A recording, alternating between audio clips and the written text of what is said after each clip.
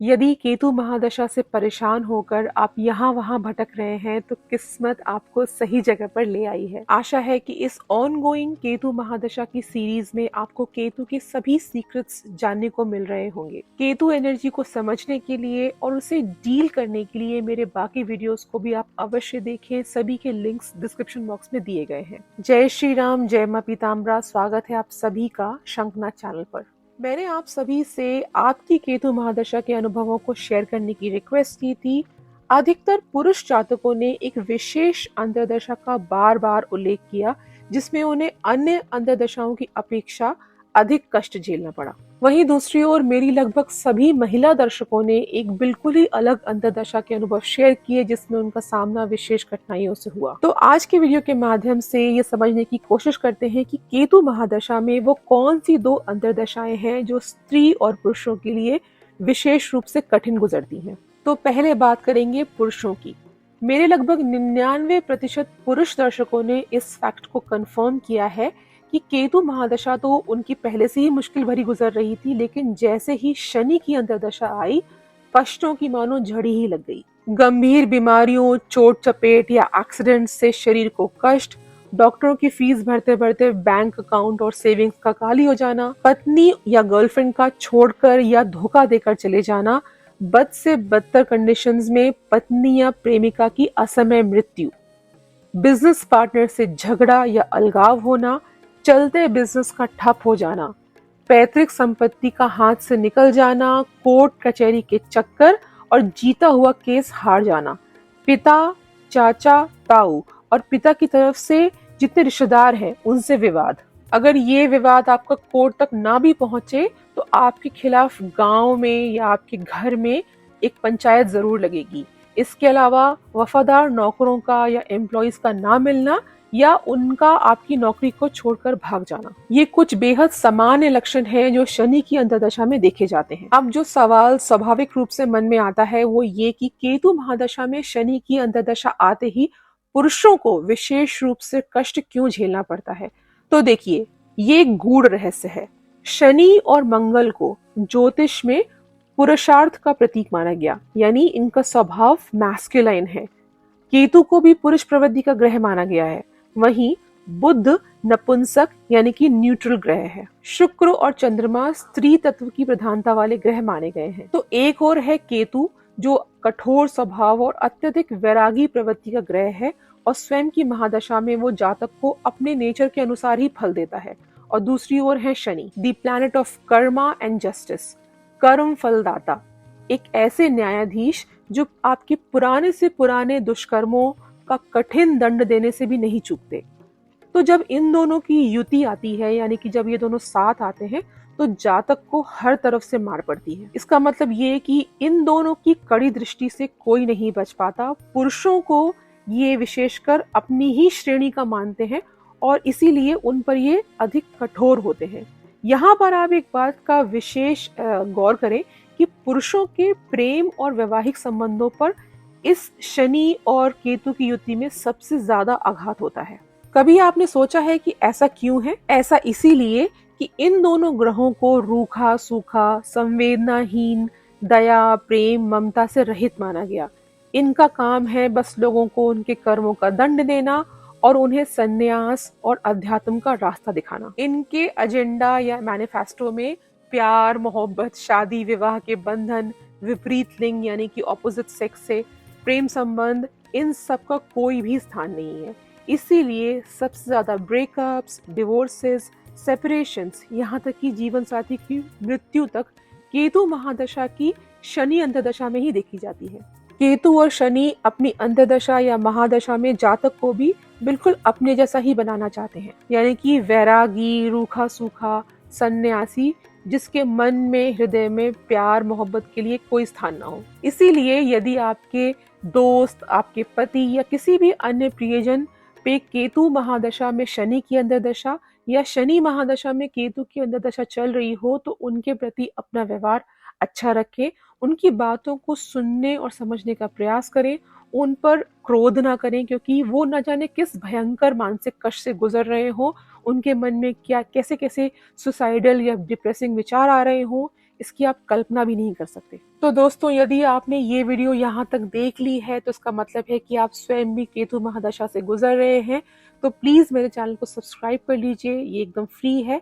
और आपका एक एक सब्सक्रिप्शन, एक एक लाइक मुझे प्रेरणा देता है ऐसे टॉपिक्स पर वीडियोस बनाने के लिए। अब बात करते हैं फीमेल्स की। केतु महादशा स्त्रियों के लिए भी कोई कम कष्टकारी नहीं होती। मैं स्वयं इसका जीता जागता उदाहरण हूँ। केतु महादशा में मैंने ऐसे ऐसे कष्ट झेले, ऐसी ऐसी विकट स्थितियां देखी जो मैं किसी दुश्मन के लिए भी मांग नहीं सकती। हालांकि केतु महादशा में एक अंतर्दशा ऐसी होती है जो स्त्रियों के लिए विशेष कष्टप्रद होती है, जैसा कि मैंने स्वयं अनुभव किया और मेरी महिला दर्शकों ने भी मुझे मिलते जुलते ही फीडबैक दिए। और वो अंतर्दशा है राहु की। राहु का महिलाओं से पुराना बैर है, जिसकी गहरी वजह मैं आपको इसी वीडियो में आगे बताऊंगी। राहु महादशा स्त्रियों के लिए अधिकतर कठिन और फ्रस्ट्रेटिंग होती है। वहीं केतु महादशा में भी जब राहु की अंतर्दशा आती है तो ये लक्षण सामान्य रूप से दिखाई देते हैं, जैसे कि हमेशा कल्पना लोक में खोए रहना, नए नए झूठे सच्चे सपने बुनना, किसी प्रिय वस्तु या व्यक्ति के खो जाने का एक अनजाना सा डर बने रहना, अपने धर्म या संस्कृति से ज्यादा दूसरे धर्म और कल्चर के प्रति आकर्षण, विदेशी चीजों, विदेशी लोगों और विदेशी भाषा से भारी अट्रैक्शन, यहाँ तक कि अपना देश छोड़कर दूसरे देश की यात्रा या वहीं बस जाने की तीव्र इच्छा। You will lose your ability to think straight. आप सीधा सोच ही नहीं पाएंगे, आपका दिमाग काम करना बंद कर देगा राहु की अंतर्दशा में। जिस पढ़ाई, डिग्री, कोर्स को आप आज तक इतने डेडिकेशन से परस्यू कर रहे थे, उससे आपका मन उचाट हो जाएगा। उसे बीच में ही छोड़कर आप बिल्कुल कुछ नया एडवेंचरस करने की इच्छा रखेंगे। और यही सेम बात नौकरी, प्रोफेशन और बिजनेस पर भी लागू होती है। आपको अपने करंट प्रोफेशन या जॉब से एक चिढ़ सी हो जाएगी। आपका मन करेगा कि मैं इसे छोड़ दूं और कुछ एकदम हटकर नया करूं। इसी डिस्ट्रैक्शन के चलते व्यक्ति बर्बादी की कगार पर पहुंच जाता है, क्योंकि आप अपने प्रेजेंट स्टडीज, अपने प्रेजेंट जॉब पर ध्यान नहीं देते और जाहिर है कि इसका रिजल्ट कुछ अच्छा नहीं होता है इन द लॉन्गर रन। इसके अलावा जो कुछ सामान्य लक्षण और हैं वो है रात भर नींद नहीं आना, भयानक एंजाइटी रहना और दिन में खुली आंखों से सपने देखना। ये सभी राहु के प्रबल होने के लक्षण हैं। यदि आपकी कुंडली में चंद्रमा की स्थिति कमजोर है तो राहु और भी हावी हो जाएगा, क्योंकि राहु और चंद्रमा की दुश्मनी तो जग जाहिर है। सूर्य और चंद्रमा के द्वारा शिकायत किए जाने पर ही श्री हरि विष्णु ने स्वरभानु राक्षस की गर्दन सुदर्शन चक्र से काटी थी, जिससे राहु और केतु का निर्माण हुआ था। और इसके अलावा चंद्रमा हमारे मन का कारक है। उसके कमजोर या पीड़ित होने पर व्यक्ति फिकल माइंडेड बनता है, यानी कि आपका मन हर सेकंड किसी दूसरी ही दिशा में भागता है, एक जगह स्टेबल नहीं रह पाता। ऐसे लोग मेंटली अनस्टेबल से होते हैं, किसी चीज पर फोकस नहीं कर पाते और स्वयं निर्णय लेना या पक्का इरादा करना तो इनके बस की बात ही नहीं होती। राहु छल का, भ्रम का और मायाजाल का कारक है, the planet of hallucination and illusion. ज्योतिष में राहु का सिंबल धुआं बताया गया, यानी कि वो दिखेगा तो आपको, लेकिन उसे आप पकड़ नहीं पाएंगे, वो है भी और नहीं भी। राहु इस तरह का इल्यूजन पैदा करता है कि आपके रोज वाले रास्ते और रूटीन तक को भुलवा देता है। कभी कभी ऐसा होता है ना कि जिस रास्ते से हम प्रतिदिन गुजरते हैं उसे ही भूलकर किसी और राह में भटक जाते हैं, या जिस काम को हमें रोज करने की आदत है उसमें ही कंफ्यूज होकर गलती कर बैठते हैं। राहु छलिया है। ये आपके सामने एक ऐसी फिल्म चलाएगा जिसको देखते और सोचते आप ऐसे खो जाएंगे कि भूल ही जाएंगे कि सच क्या है और झूठ क्या। It basically blurs the line between reality and virtuality. ये एक बड़ा कारण है कि केतु महादशा में राहु की अंतर्दशा आते ही लोगों का काम धंधा सब चौपट हो जाता है, पढ़ाई ठप हो जाती है, विद्यार्थी पढ़ना बंद करके कुछ नया एक्साइटिंग करने के हवाई प्लान बनाने लग जाते हैं, जिसका फल उन्हें आगे चलकर फेलियर की शक्ल में मिलता है। राहु की अंतर्दशा में अपनी आंखें और दिमाग खुला रखें, क्योंकि लगभग 1 साल चलने वाली अंतर्दशा में आपको पल पल धोखे, वहम, भ्रम, फोबिया और डिल्यूजन का सामना करना ही होगा। It is like walking through a palace of illusion, जहाँ कदम कदम पर एक छलावा है। राहु की अंतर्दशा में नींद भी बहुत आती है, आलस जकड़ लेता है, रेगुलर रूटीन और रोज वाले काम करने का आपका मन नहीं करता, यही कारण है कि केतु महादशा में जब राहु की अंतर्दशा आती है तो व्यक्ति अपने जीवन के लोएस्ट फेज पर पहुंच जाता है, जहां धन संपत्ति, काम धंधा, पढ़ाई लिखाई, यहाँ तक कि आपके कई वर्षों पुराने रिश्ते सब बर्बाद हो जाते हैं। आप जानते हैं कि राहु की महादशा और अंतर्दशा स्त्रियों के लिए इतनी भारी क्यों गुजरती है? ये सबसे इंटरेस्टिंग पार्ट है, इसे बिल्कुल मिस मत कीजिएगा।